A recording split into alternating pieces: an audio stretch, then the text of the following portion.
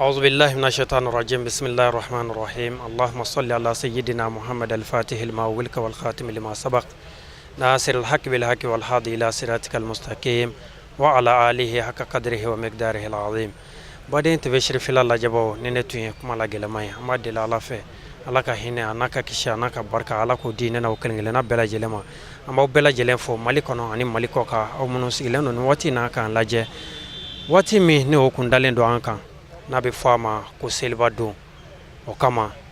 ala kira baye sunna yali ke islamé bela jelen ka so ma dafe na se kera mo mi e ke kantigali ke lahiyala wallahi akoyi e ka don an sera an kara mo ma misra de imam Muhammad Abu Jafar Jabate wala sa ke se ka wala wala le kanye lahiya ere fasamanci ya munun bala akan ka bo baga mununa lahiya ere kantiga wati ani asogotla chugo angeje anga nyamada an kara mo fe assalamu alaikum. وعليكم السلام ورحمة الله تعالى وبركاته. الحمد لله اللهم صل على محمد وآله وسلم تسليما كثيرا. ألاك أمبي صوابما أمبي فوليك جبراني فلربا بلا جلين كدوو كوي ألاك أنغسلي ألاك أجايا الله سبحانه وتعالى كأنفرا سامري يبغوك أنين سانشاما يبغوك كالا ديلي سبحانه وتعالى تلفزيون يري أبروموتر نوي أنكرمو السيد الشريف عثمان مالان هيدرا الله سبحانه وتعالى كشجاع ان كان يدام كبركه دو على كبركه دو اكولا الله سبحانه وتعالى كوكاكا على كما ان كرا انا كسودون ولبو كما الحمد لله لهيا عرب كان دو اكرا اضحيه ان دون كافو على كرا كسنه بددو صلى الله عليه واله وسلم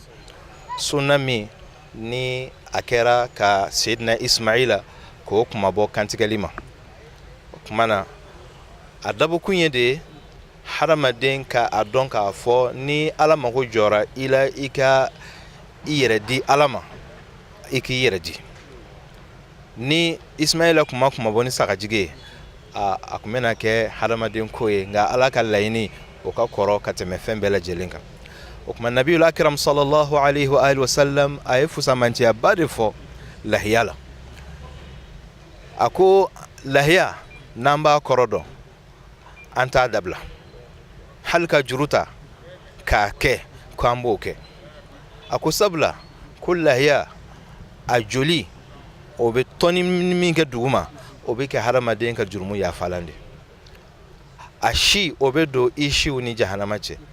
agolo obe do golo ni jahannama ce kuma yofo adim Fatima Zahra alaiha salam ako iyere kani lahiya fagali ashiria mun koso fusamanti amimba fagayrola ikawsoro hal dimsan fitini ni lahiya be faga atola pour que ka sogo di fantoma ko ayre kana aka shira kuma la halika muru aka bolo maka murula ko be kanendo kuma ala kira sallallahu alaihi wa alihi wasallam alere samateme kabini lahiya kira masunnay kai samimbla akme saka jigi bele fla akmo faga san abo kantige folo abafa Allahumma akuntigi ala menin kantige nere kunye ani nga dembaya aflana ala nga mantum munu maseka Allah yasro ni ulutai ala kira fatulen sallallahu alaihi wa alihi wasallam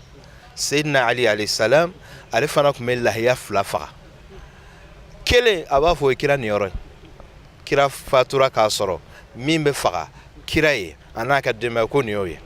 flanay o fanaye kira manton bela jele tay sabla ala kira nioro ale ren faralendo oka ola anana hadisa wala ka fo ko mi yafu chugamina lahiya kuma dola ni agelera ko nu nana ka lahiya songo gele chuga dola ko me ala kira sallallahu alaihi wa alihi wasallam akasudungo kile dola lahiya songo gelera imam Ja'far Sadiq alayhi salam ako ku ka fega wereka ko amba fega nyere ka sa haka jolla ako hal mo biolo labse ga jekelina mun koso parce que fanta be wala ma sogo ko desebe songo yelena chugo dola kuma ni sogo desera kuma na mo biolo labse ga jala wala ma mo wolo la mo duru donc o be ka yira ka fo nyinengali kono ma flabse ga je la hiyala maa 5 bɛ se ka jɛ a la maa 7 bɛ se ka jɛ a la mɔgɔ dɔw bɛ se ka cotiser k'a fɔ o kuma na an b'a kɛ misi hali n'o y'a sɔrɔ an b'a dɔn k'a fɔ lahiya la fɛn min ka ɲi o de ye sagajigi ye sagajigi modèle min do fana alakira sallallahu alayhi wa alihi wa sallam a ko sagajigi min ni a selen do gere b'a la a tulo cilen tɛ yanzuru bi sawadin wa ya'kulu bi sawadin wa yamshi bi sawadin aw ala sawadin a bɛ filɛli kɛ ni finman ye o kɔrɔ sagajigi jɛma nka a ɲɛkɔrɔla o fine a da fana fine k'a dawolo susu ani ka tila ka a sen a ɲɛfɛsen ni kɔfɛsen olu ka kɛ finman ye a ko de ye lahiya yɛrɛ dafalen an b'a dɔn bɛɛ tɛ se k'o sɔrɔ o kumana ni mɔgɔ min m'o sɔrɔ i k'i jija i k'a kɛ lahiya min gere b'a la a tulo cilen fana tɛ wa a kɔ bɔlen fana tɛ ni maa min ma o sɔrɔ o la a bɛ sɔrɔ ka na ba la fo kana se sagamɔnɛ ma fo kana jigin dɔɔni o cogo la ɲininkali fana kɔnɔ i y'a jira k'a fɔ ko yala lahiya i kelen de b'a bɛɛ dɔn walima a bɛ cogo di an b'a jira k'a fɔ lahiya a dabɔra fantanw de kama alakira y'o de fɔ sallallahu alayhi wa sallam wa ala yɛrɛ y'o fɔ hadiya min fana bɛ faga hiji yɛrɛ la a ko at'imu al-qani' wal-mu'tar a ko maa min n'i ye dɔɔni d'a ma n'a bɛ wasa n'o ye ko a ka olu labalo a ka dɔɔni dun a ka dɔ di olu fana ma ani wal-mu'tar o de delikɛla min bɛ taa ka segin yani kelen t'ale bɔ ale bɛ fɛ ka caman fara ɲɔgɔn kan ko ka dɔ di o fana ma kuma dɔ la fana a fɔra al-ba'is o de ye fantan ye o la an b'a faamu k'a fɔ ko i ka lahiya sogo i bɛ dɔ dun denbaya fana b'a dun nka a kana ɲinɛ fantanw miskinaw dɛsɛbaatɔw a ka a di olu ma n'o y'a sɔrɔ o don alhamdulillah mais ala tɛ tiɲɛni fana fɛ dɛ ala tɛ tiɲɛni fɛ o kɔrɔ ye k'a fɔ a bɛ se k'a mara lahiya bɛ se k'a mara tile 3 fo ka se wagati min madama ŋaniya ye k'a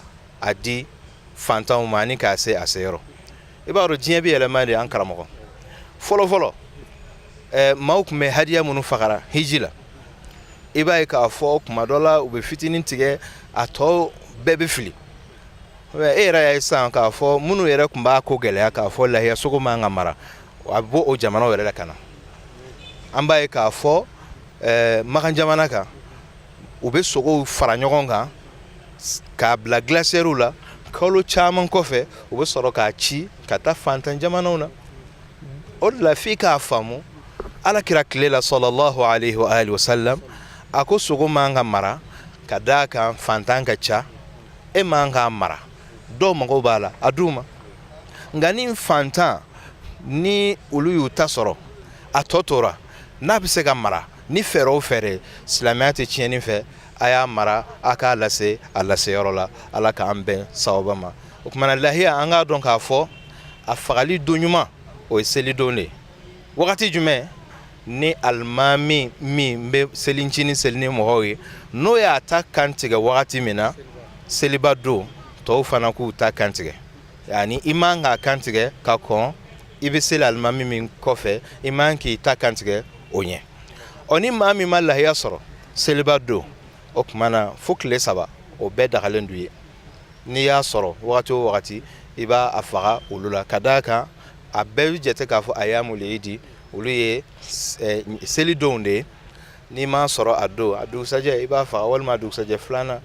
a dabɔkun ye jumɛn e k'i ka denbaya lahinɛ ani ka se ka fantanw fana lahinɛ ala ka faamuyako ɲuman di an bɛɛ lajɛlen an bɛ ladilikan min di bɛɛ ma a kɛra lahiya ye o a kɛra sunkalo kɔnɔ sukaro gɛlɛyali balo gɛlɛyali o feerefɛn sɔngɔ gɛlɛyali ala kira ye balili k'a la a ka hadisa la sallallahu alayhi wa alihi a ko wala tanajashu hadisaw la o de ye k'aw kana fɛnw sɔngɔ yɛlɛn kojugu aw kana fɛnw sɔngɔ yɛlɛn n'a ye u sɔngɔ yɛlɛn a ti bɛn o kumana dɔw fana bɛna ka to ka fɛn dɔ don mɔgɔw kun na k'a fɔ lahiya man ka tɛrɛmɛ ko n'i y'a tɛrɛmɛ a bɛ dɔ b'a baraji la o la ɲɔgɔn tiɲɛ tɛ dɛ alakira sallallahu alayhi wa sallam a mɔden Ja'far Sadiq alayhi salam a tora a bɛ ka a ka hadiya lahiya aba a sɔngɔ tɛrɛmɛ dɔw nana k'a kaba ko u ko yabna rasulillah e fana bɛ tɛrɛmɛli kɛ wa a ko kosɛbɛ a ko sabula el maghbunu la mahmudun wala ma'jurun a ko el maghbunu maa min ni i sɔnna u k'i dun e taara sugu la u y'i dun ko i tɛ baraji sɔrɔ a la wa i tɛ tanu fana e kana miiri k'a fɔ ko i taara dɔrɔn ko saga 20,000 e sina k'a dun ten k'a sɔrɔ i bɛ se k'a tɛrɛmɛ ka na fɔ 14,000 na e hakili la k'i ye 20,000 min don a la ko e ka baraji ka bon ka tɛmɛ min a tɛrɛmɛ kan a man bon n'a ye dɛ a ko la mahmudun tano ti y'a la sabula a ma fɔ k'i kana tɛrɛmɛ a tɛrɛmɛ fo i ka taa se yɔrɔ la yɔrɔ min ni o se b'i ye o tuma na an b'o de fɔ bɛɛ lajɛlen lahiya bɛ tɛrɛmɛ kelen wa lahiya prix yɛlɛli fana silamɛya ye balili kɛ a la a ye fɛnw feere mɔgɔw ma tɔnɔ la tɔnɔ min n'a tɛ kɛ mɔgɔw ma degun ye ala ka an bɛn sawaba ma Allahumma salli ala Muhammad wa sallam ma an bɛ dugawu min kɛ ani kuma laban o de ye seliba in an bɛ ala deli ala ka a kɛ an ka dayɛlɛli san ye ala ka seliw caya ala ka an ka limaniya jidi ala k'an fara ala ka jɔn ɲumanw kan ala subhanahu wa ta'ala a ka kira ba in a n'a ka so dungow ala k'u kanu ala k'o don an na ala kana baasi foyi kɛ an na an bɛ segin hali bi ka foli ani dugawu don kurakuraya Seyid Sharif Usman Marani Haidara a n'a ka jama bɛɛ a n'a kanuba bɛɛ ala subhanahu wa ta'ala ka sankɔrɔta de di ala ka n'u lajigin ala ka wasa di ala subhanahu wa ta'ala ka sutura di ala ka labanko ɲuman di an n'u bɛɛ lajɛlen ma ala subhanahu wa ta'ala ka an n'u kunu ala kɛra n'a ka so dungo olu ka kulu de cɛ la hada walhamdulillahi rabbil alamin ala ka aw yɛrɛ bolo mɛn aw ka baara la Allahumma salli ala Muhammad wa alihi wa sallim badenw alhamdulillah ne ne tun y'an karamɔgɔ ye Muhamad Abu Jafar Jabate ka deli ala fɛ ala kɛ hɛrɛ kɛ an ni a ye ala kɛ an ni a sabati inshallah an bɛ aw fo ka waliɲuman dɔn aw minnu ɲɛ tun bɛ an na nin waati k'a fɔ a k'an bɛ sigida wɛrɛ wa shukran lakum fi amanillah